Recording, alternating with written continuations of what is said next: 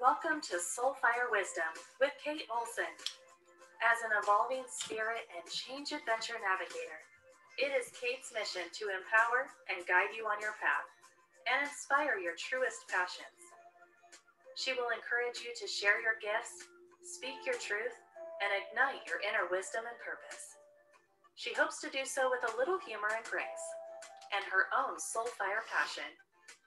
Kate talks with amazing guests who have embraced the pursuit and are fanning the flames of their own passion, purpose, and soulfire wisdom. Now here's your host, Kate. Good afternoon. Welcome to Soulfire Wisdom and Tips, Tricks, and Triumphs Tuesday.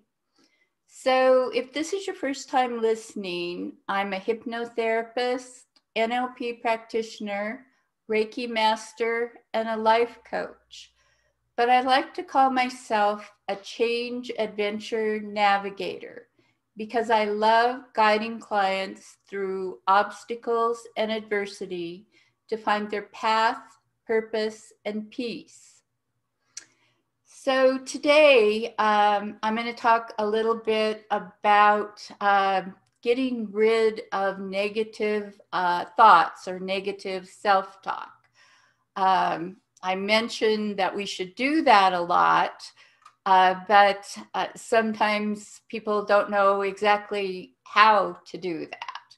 So I'm just going to give a few tips. One of the ways that we entertain negative thoughts or negative self-talks is thinking of the worst possible outcome or thinking of a catastrophe.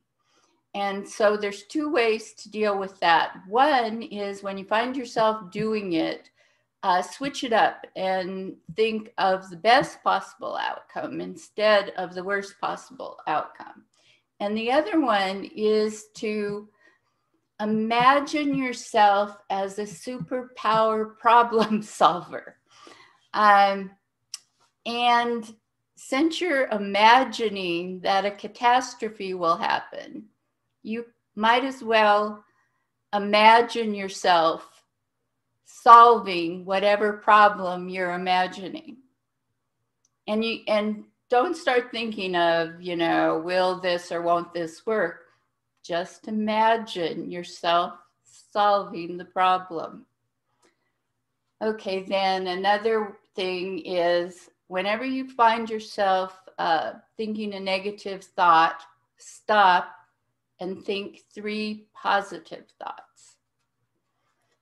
Then when you realize that you are thinking negative thoughts or entertaining negative thought patterns, try to think about what triggered that. And then try to avoid whatever that was. If it's, certain people, if it's looking on Facebook, if it's watching the news, just try not to do those things or be around those things.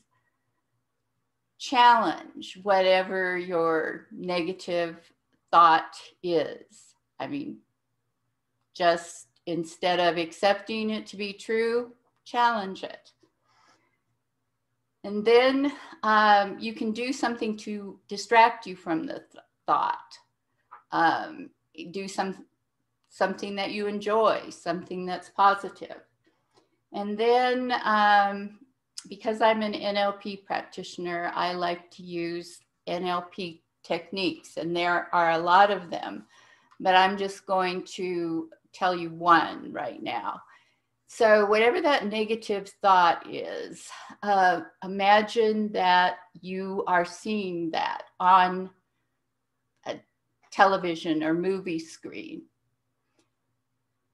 And then imagine it being in because we have color TV now, you'll probably be seeing it in color. But imagine it fading to black and white. And then imagine that television screen getting smaller and smaller and farther away. And I think you'll find that as you do that, the thought becomes less powerful. So next week, I'll talk a little bit more about NLP and some of the cool things that you can do to both help you in certain areas of your life and up level in some ways. So I'm really excited about the guest we have for today. Dr. Lise Deguire is a clinical psychologist, author, and a national keynote speaker. After being severely burned in a fire, she spent most of her childhood in the hospital undergoing countless surgical procedures. She was the lone surviving child of gifted, unsettled, and iconoclastic parents. She's the author of her debut book, Flashback Girl, Lessons on Resilience from a Burn Survivor. Dr. Deguire attended Tufts University, earned her doctorate in clinical psychology from Widener University, and is in a solo practice in Pennington, New Jersey. She appeared on NPR, NBC, ABC, Fox, Sirius XM, and numerous podcasts. She's a blogger for Psychology Today and has been featured in Thrive Global, Tiny Buddha, and the Elephant Journal. She blogs and speaks about psychological resilience. So I'm really excited to introduce her right now. Hi. Hi. Thanks so much for having me today. I'm so glad to be with you. And I'm glad you're here. So to start out with, can you tell the listeners a little bit more about yourself and what led you to your current path? Sure. Other than, what we described in the introduction. Yeah. So when I was 4 years old, I was in a devastating fire. And that is kind of how my life started, was in this fire that was accidentally set by my mother. Having set the fire, I was standing right next to my mother, and having set the fire, my mother panicked, realized that the only way to survive the fire was to actually run through it and down into the lake, because we were trapped on all sides. Mm-hmm. And that is what she did. And she left me in the fire. Ooh. So I was rescued by the quick thinking of my father, who managed to reach me. And at the end of those sort of 90 seconds of terror, I was left with 65% burns, third-degree burns all over my body. My lower lip, my chin, my neck were all burned away. My head was sort of fused to my chest, and my arms were fused to my torso. And that is how my sort of major life story began, was as a childhood burn survivor. And I can go into a whole lot more, but that's how my story of resilience starts. So you said you were the lone surviving child. How many siblings did you have? I had one older brother and a stepsister, both of whom died young. And I guess I'll just put it out there that both of them died at their own hands. They took their lives. Mm. So when I say I'm the lone surviving member of this family, my parents are both dead, also due to things that they had to do with. So I really am the last person of a family that had a great deal of tragedy, somewhat due to their own choices. So did your parents survive that fire, or they did? Okay. And then My father was not burned at all. And my mother was burned, although not nearly as badly as I was. Mm-hmm. Okay. So how were you able, after that experience and all the subsequent surgeries that you had to endure, how were you able to become, a healthy person? Right. And that's very much the subject of my book, Flashback Girl, is how did I go from being basically the most pitiful child you would have ever met at the time to having what is now really a wonderful life.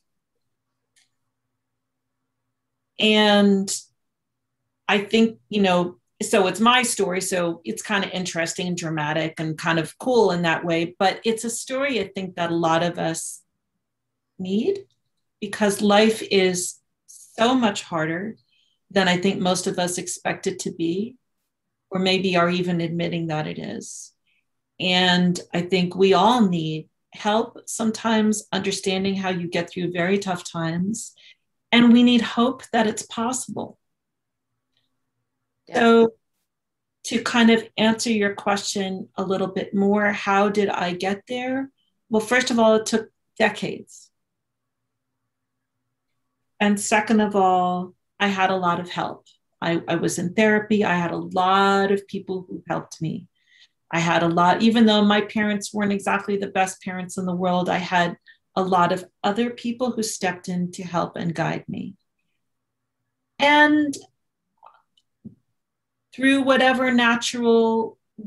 has come to me, I have a resilient mindset that I think is something that I often wind up talking about, like, what is the resilient mindset and how can we help ourselves be more resilient?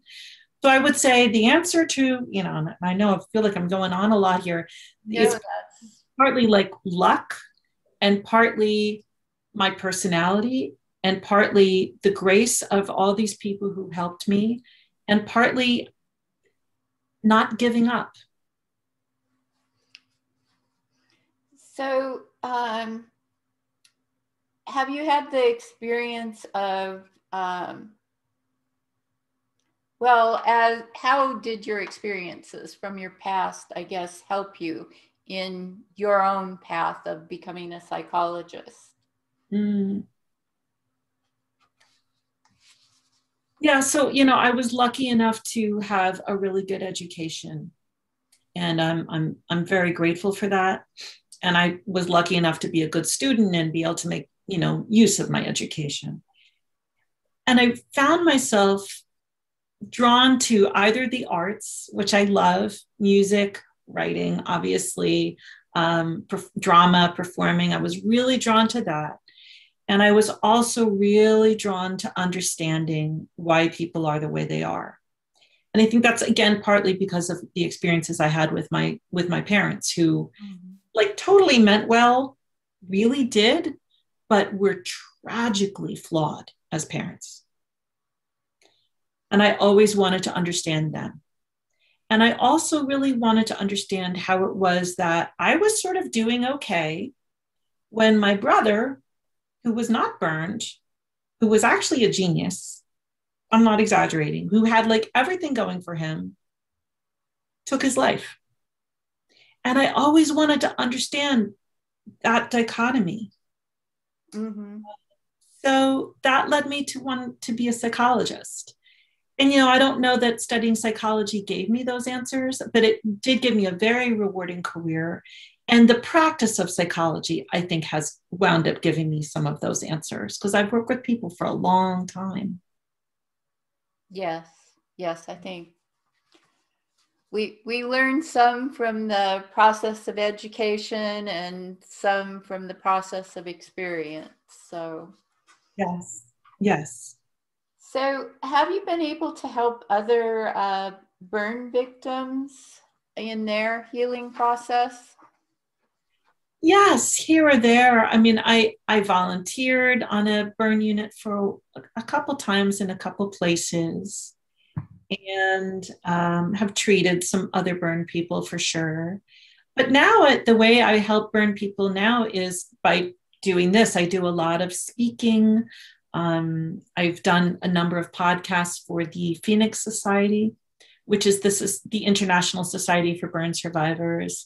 I am honored to be part of their first Ask the Expert series, where there's me, the psychologist, and a physician and another burn survivor, and we take questions from the burn community about difficulties that they're having. So I would say that right now, what I'm doing now is the way I'm giving back the most to the burn community, which has been very, very rewarding. Yes, definitely. So tell us a little bit more about your book, and what motivated you to write it, and a little bit about what it's about. Yeah. So I have always felt that I had one of the most incredible life stories of anybody I knew. Mm-hmm. A lot of people say I should write a book, but if you heard my stories, you'd be like, you really should. Yeah, you should actually. And I used to read people's memoirs, and I'd think like, I like how you read it, but my story's more dramatic, and it is. But I didn't feel that I could write it until my parents were gone. And I don't mean that my book I don't even think you would find my book particularly angry towards them or even judgmental. But I do tell the true story of what happened to me, to my brother, to them, and the choices that they made that weren't good. I talk about why I think they made them, and I hold them as best I can in the light of understanding of what they went through, mm-hmm. Exactly. that they had, right?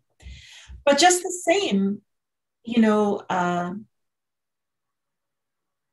certain choices that they made, there's just sort of no way to describe them other than they sound kind of bad. Like if you leave your kid in a fire to save yourself, I don't know how to make that sound okay. It's because it's pretty bad. So I waited until my mother died. It is. I mean, I'm sure that because you've probably done it, it is possible to have compassion for someone because you understand where their thinking and choices came from. But still, when it impacts you, it's hard to see it in any other light. And it's hard for especially family to hear the truth sometimes. Yeah, right. And I think it's one thing.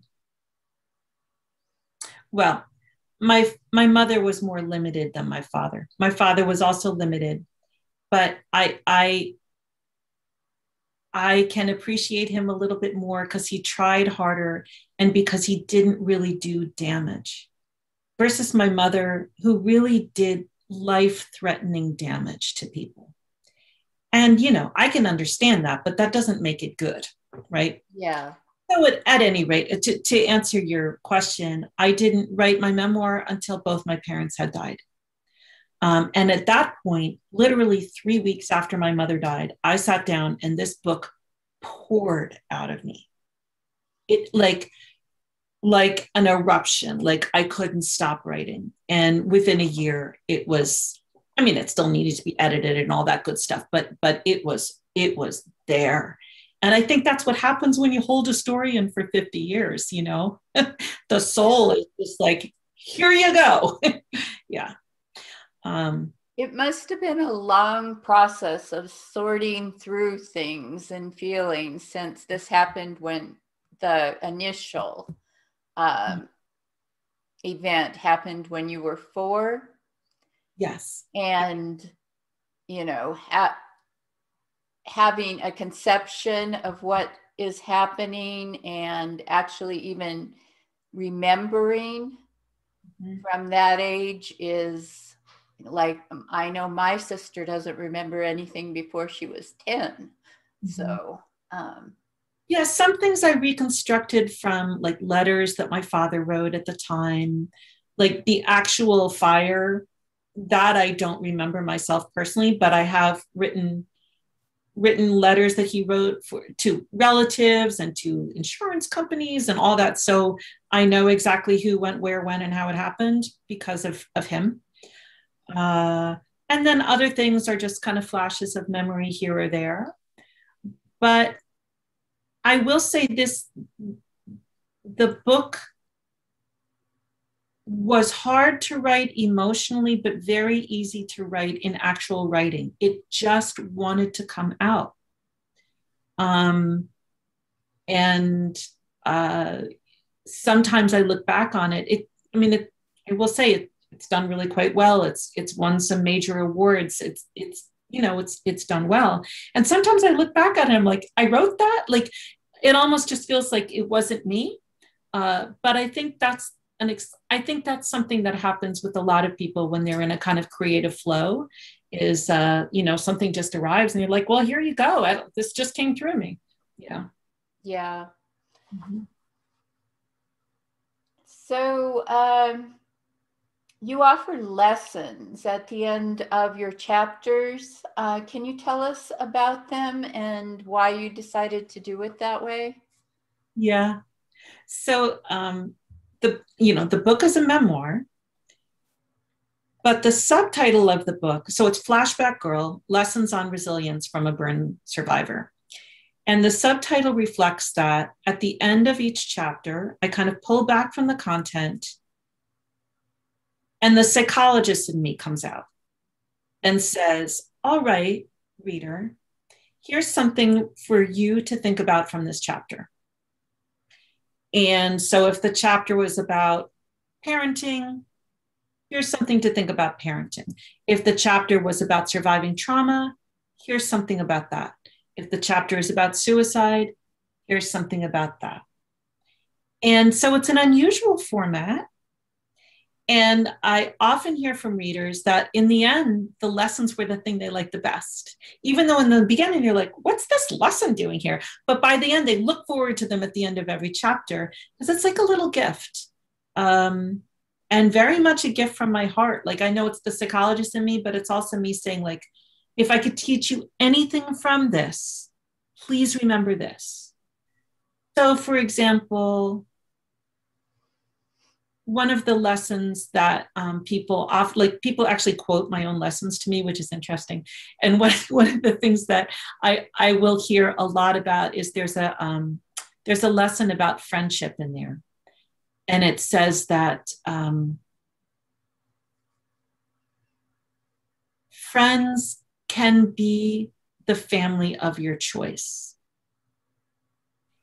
And that if you have dear friends, treat them as well, give them as much time and attention as you would give your family, because they may wind up being the best family you ever had. That kind of thing. Yeah. Okay, great. Mm-hmm. So what has it been like releasing a book in the middle of the pandemic? It's been, pretty much chaos for everyone, but what was your experience? Well, it certainly wasn't how I thought the book would come out, right? I thought I would, go on your typical book tour and all that stuff. And I did go on a book tour, but I never left my house. I did a book tour like we're doing now, all virtually. I spoke in, LA and Chicago and all that stuff, but just from my own guest room. Okay. Yeah. And I also didn't expect that this book about resilience would come out in a year that literally everybody I knew needed help with being more resilient. Yes. That part was kind of moving. And I think, for some people, actually did help with resilience. Sort of, again, this story of like, yeah, you too can make it through terrible things. And you were making it through a terrible thing like right now, actually. We all did. Well, some of us didn't, but yeah. we all Well, try. Yeah. I had some other book ideas, and mine isn't finished yet, but ahead of my book on resilience, I was always planning on doing the book on resilience, but it was this pandemic year that made me decide that this was going to be the book that I do now. I'd love to know more about your book. Can I ask a little bit about what you're writing about? Or Okay, well, my book is called Living in Joyful Resilience. And it is about resilience, but it is about the intersection of joy and resilience, and how having a core of joyfulness can make you more resilient. And it came from, like, I had some problems in childhood too, that I was resilient through. I was resilient, and my mother was resilient. And I saw an example of resilience.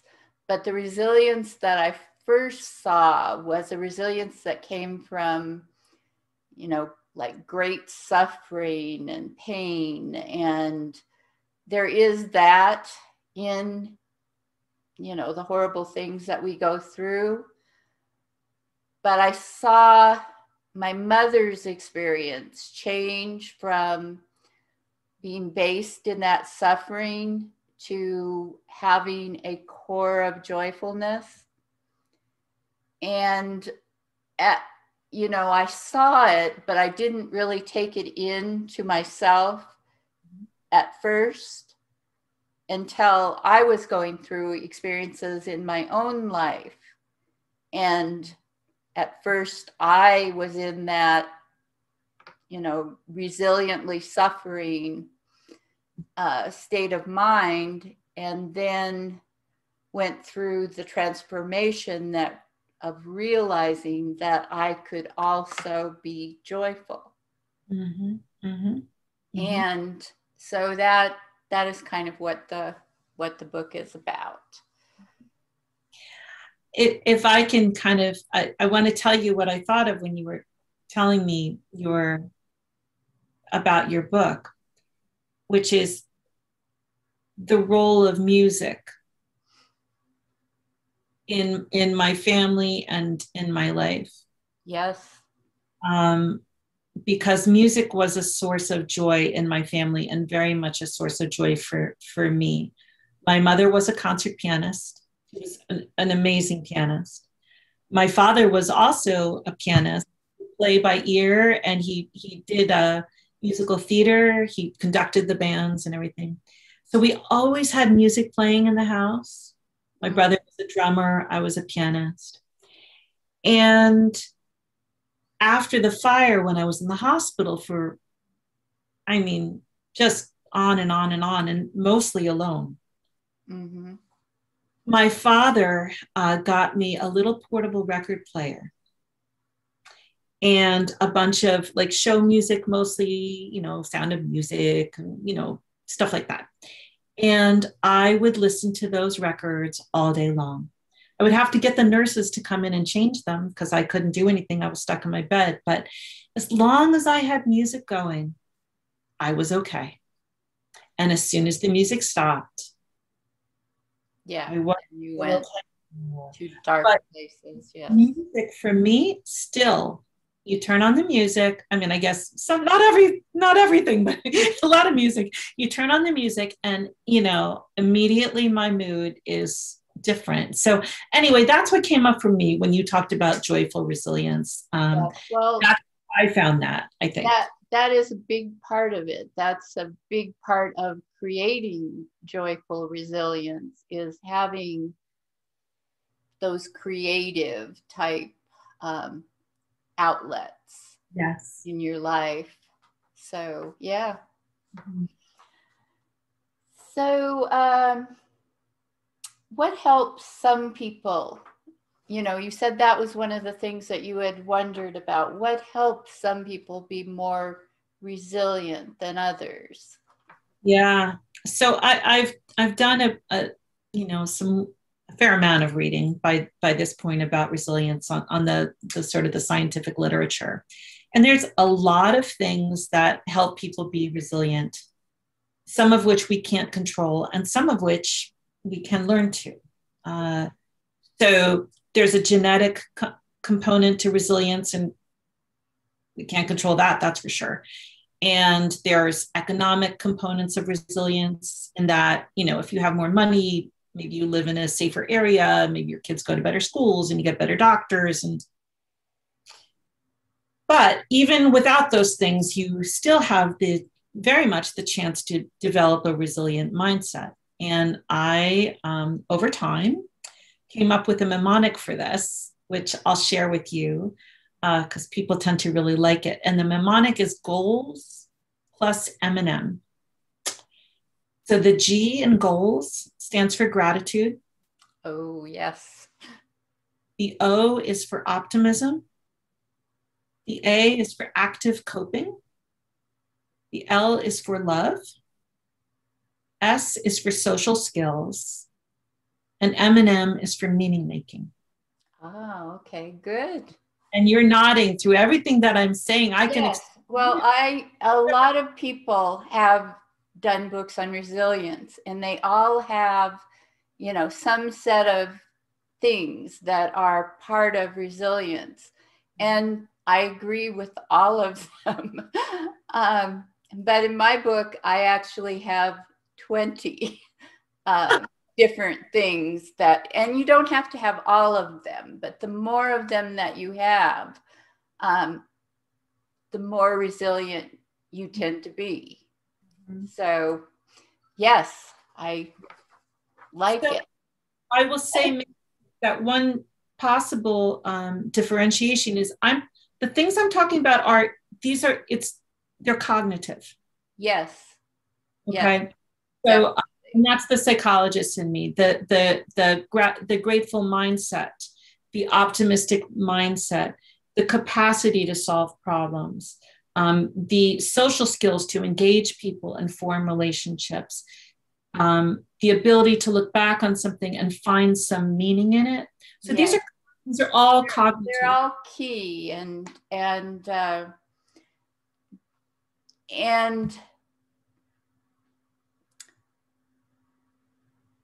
you could probably break resilience down into different, like many people have, into, you know, like you talk about psychological resilience, emotional resilience, mental resilience, you know, but it all is integrated as well.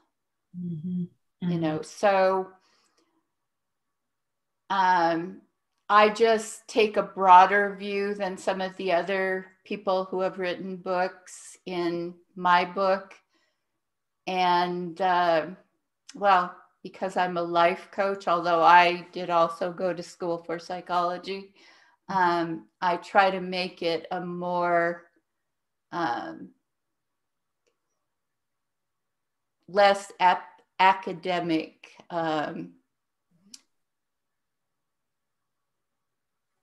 presentation. Right. Mm-hmm.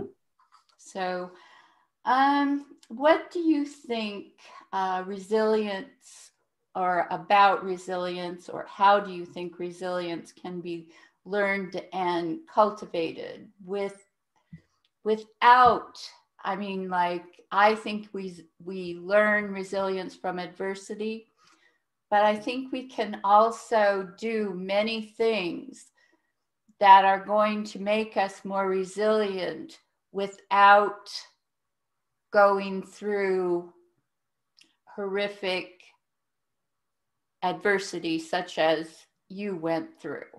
Mm-hmm. So My mind, when you asked that question, went to parenting. I have two daughters. One is 24 and the other is 22. So they're young women now. When they were young, obviously I did everything that I could to protect them and keep them safe and healthy and make sure that they had what they needed and that they felt loved and cared for. So all that was a given. But when their problems arose, I didn't rush in to change them. I rushed in to help them feel loved and cared for as they were having problems and maybe talk about ways to cope with them or help them solve through it, but not take care of it for them.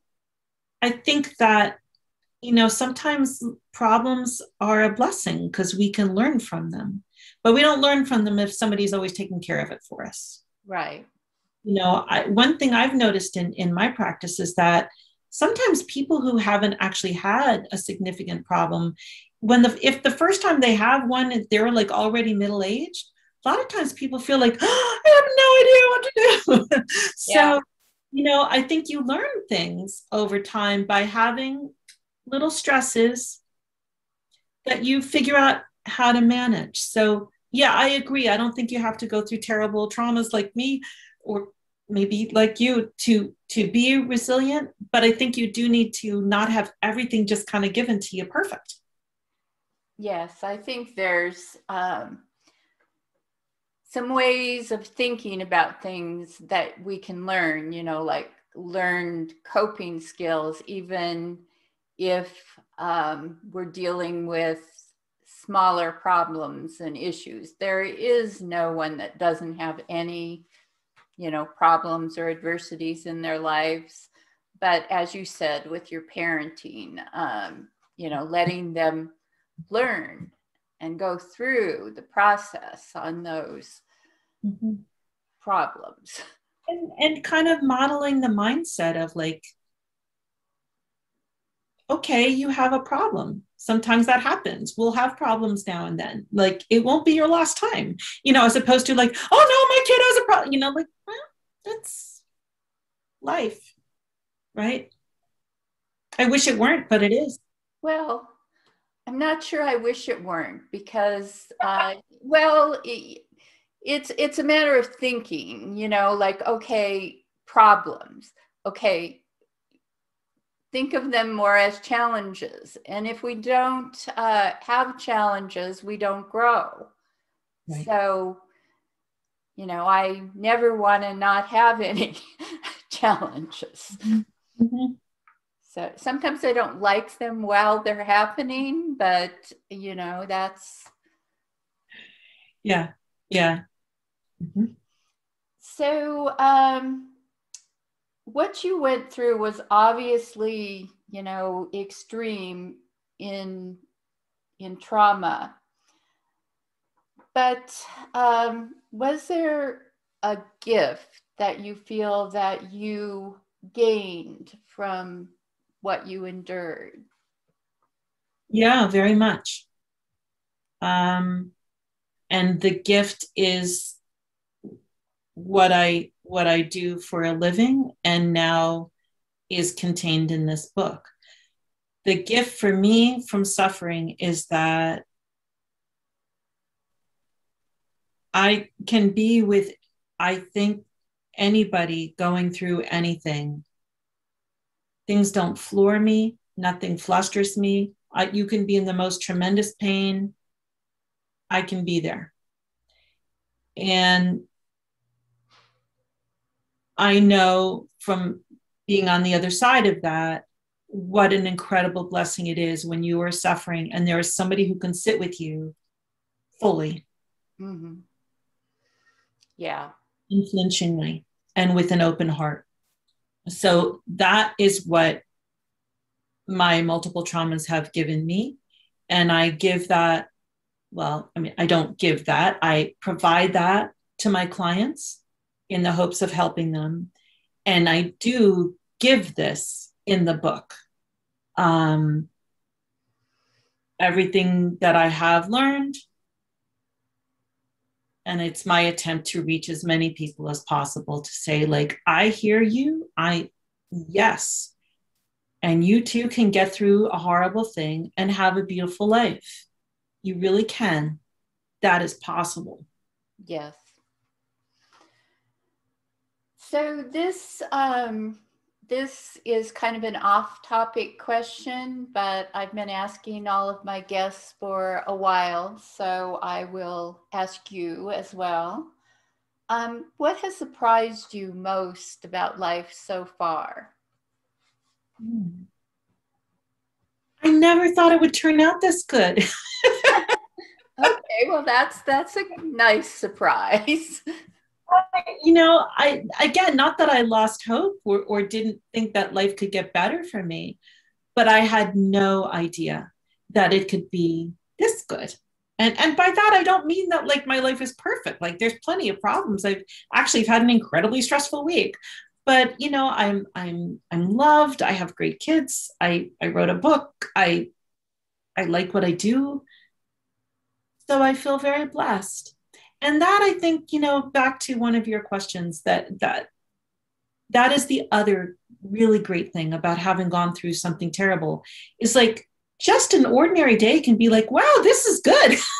Yes.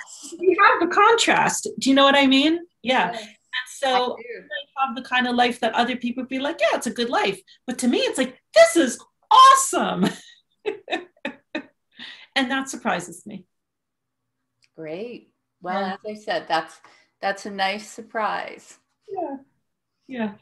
So if the listeners could take one thought away from today's show, what would you want that to be? Well, I feel like I've said it a couple times, but I'm going to say it one more time because it is the most important thought to me. And the point I keep trying to get across every time I speak and in the book, which is that perhaps you are going through a terrible time, or perhaps someone you know is going through a terrible time, or perhaps it's not that terrible, but you're just not feeling that great. Okay. Life can get so much better. Don't count yourself out. Keep trying. Get help, and have hope. Because just because you're having a really bad time now or just a not so great time doesn't mean that it can't turn out really well. You have to work at it. It's not just going to happen, but it can happen. Yes, definitely. Great advice. So if the listeners want to find out more about what you do or connect with you, how would they do that? Yeah. So the best way is through my website, which is my name, but my name is spelled really weird. So if you don't mind, I'll spell it. It's lisedeguire.com, and that is spelled LiseDeguire,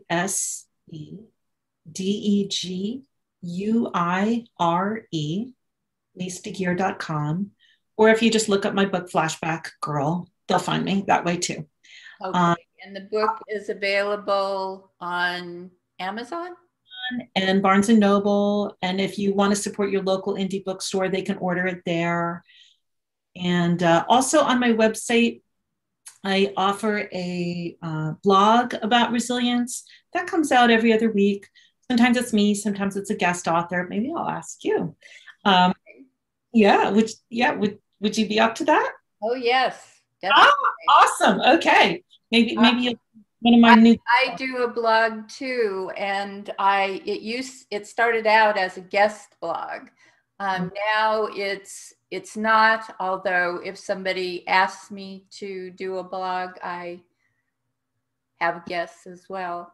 We need to I'm going to follow through on that because I would love it if you would offer a piece for the blog. At any rate, that comes out every other week, and that's just free for anybody. So that's another thing that I like to share with people if they're interested.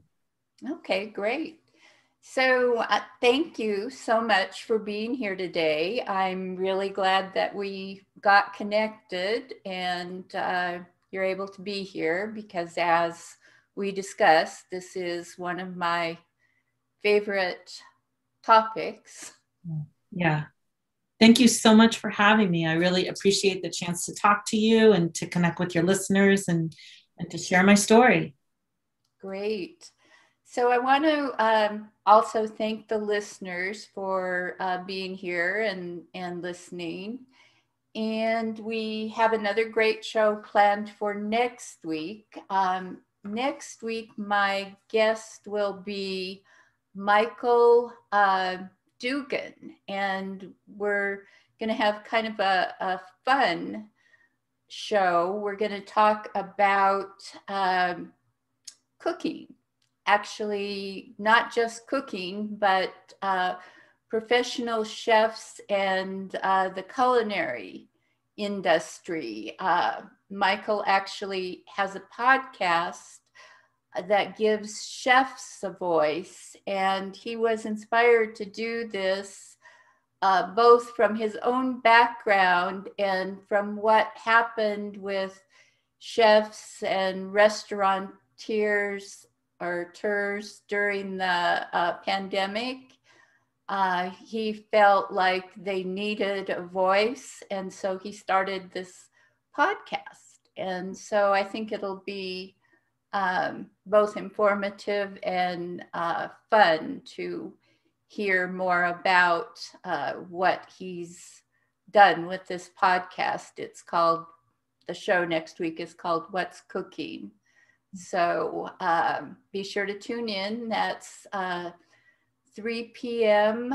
on Tuesday, and that will be that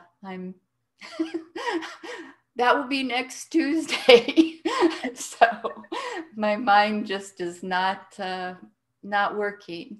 So I'm just gonna say bye for now. Thank you for listening.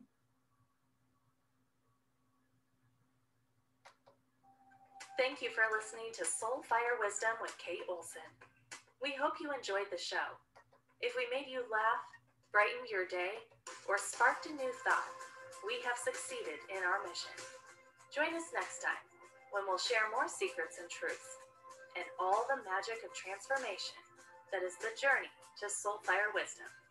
Always remember, be fierce in the pursuit of what sets your soul on fire.